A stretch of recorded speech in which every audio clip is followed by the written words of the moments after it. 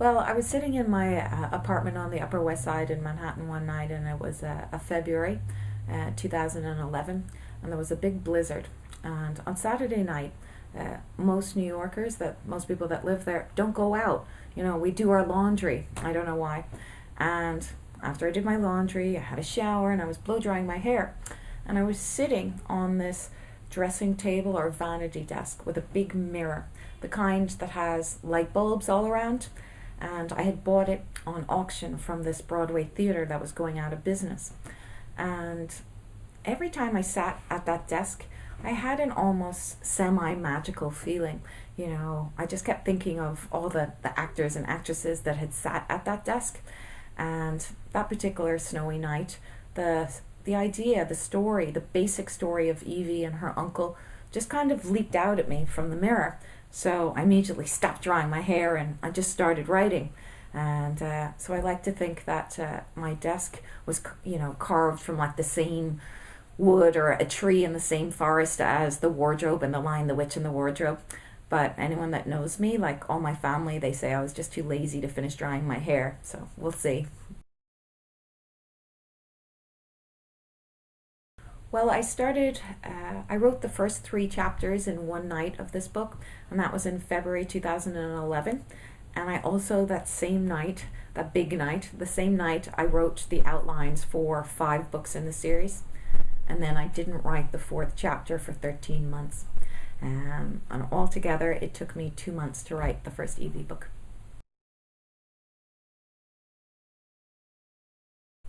Well, I didn't think that there were many similarities between Evie and me, but my family, and they've all read the book recently, I've noticed that a lot of them have started calling me Evie, so I think that there must be more similarities than I realized. One thing that I admire about Evie, which is a quality she has that I don't have, is I think that I have a tendency to overthink things, and I think she's actually more practical than I am or I was. So I admire that in her. Other than that, I guess I think that Evie loves to laugh and has a good sense of humor. And I think I have a good sense of humor. I do, you know, I love laughing and I love making people laugh. But I have a drier sense of humor than Evie.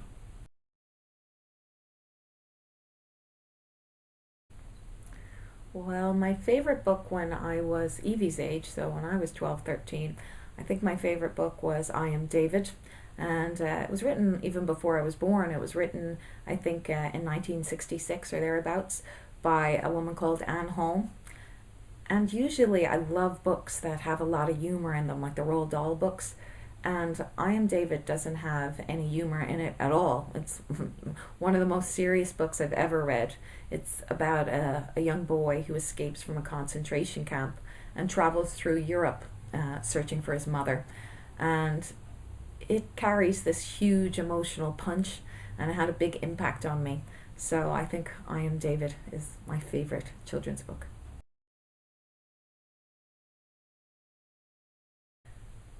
That's a tough one, but I think that the best thing for writers to do is to try and keep an open mind, you know, about what kind of stories they want to write, and have an open mind about genres and about forms.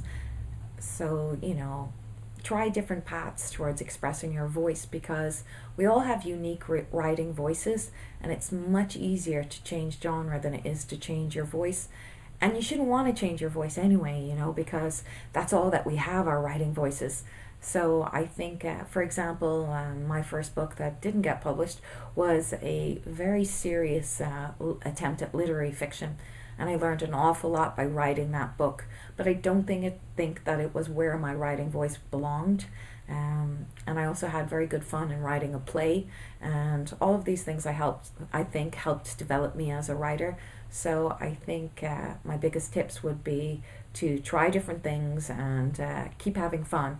If you're having fun when you're writing, I think that's a really good sign.